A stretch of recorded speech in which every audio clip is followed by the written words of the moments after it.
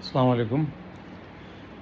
তো ইন্ডিয়ান ভিসার বর্তমান সমস্যা কি? বর্তমান সমস্যা অনেকগুলা। অনেকেই জানে না যে ইন্ডিয়ান ভিসা কূটনীতিকভাবে কিন্তু অফ করা আছে।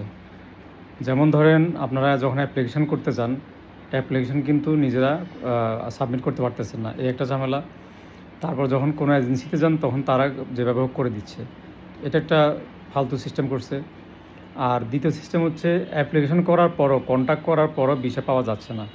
যেমন যারা হচ্ছে আপনার বিদেশের ধরেন কেউ ইউরোপের ভিসা তুলবে, তারাও কিন্তু কন্ট্যাক্ট করে বারবার ফেল হচ্ছে, ভিসা পাচ্ছে না।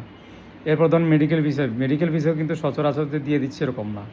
তো ধরেন 100-র ভিতরে বা 500-র ভিতরে হয়তো 4%, 5% দিচ্ছে।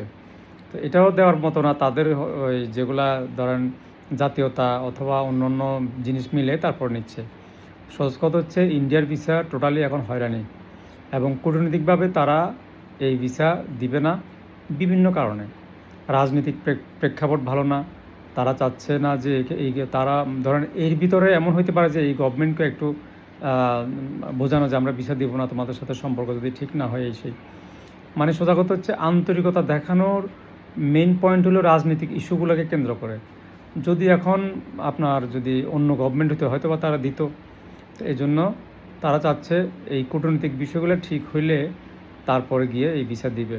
তো এখন আর শুধু শুধু ইন্ডিয়ার ভিসার জন্য আপনারা যারা অ্যাপ্লাই করতে চান হয়রানি হন, এটা হয়রানি করে লাভ নাই। শুধু শুধু ভিসা পাবেন না। যারা ইউরোপের জন্য অন্যান্য কান্ট্রির জন্য ভিসা অ্যাপ্লাই করবেন তারাও এটা মাথা থেকে ফেলাই দেন। কারণ যারা কন্ট্যাক্ট করে 1 লাখ টাকা 2 লাখ টাকা, এটা কিন্তু তারা কন্ট্যাক্ট করে না, শুধু শুধু ভিসা দেয়। যে ওরা জানে যে এটা ডিল মারতেছে অন্ধকারে, যদি লেগে গেলো তাই তো ধরেন হয়ে গেল। আর যদি না লাগলো তো সাধারণত বলতে পারবে যে আমি ভাই কন্ট্যাক্ট করছি, হয় না, এখন কী করা। তো শুধু শুধু ইন্ডিয়ান ভিসার অ্যাপ্লাই থেকে দূরে থাকেন। অন্য কোনো যদি অপশন থাকে মানে হাতের কাছে, ধরেন এখন ইউরোপের ভিসা দিচ্ছে মানে পাবেন না, তখন কী করবেন? না যান, অন্য অন্য অন্য কোনো অপশন দেখেন। যেহেতু পাবেন না, চিটারি পাল্লায় পড়ে তো লাভ নেই। তা আশা করি বুঝতে পারছেন। ধন্যবাদ।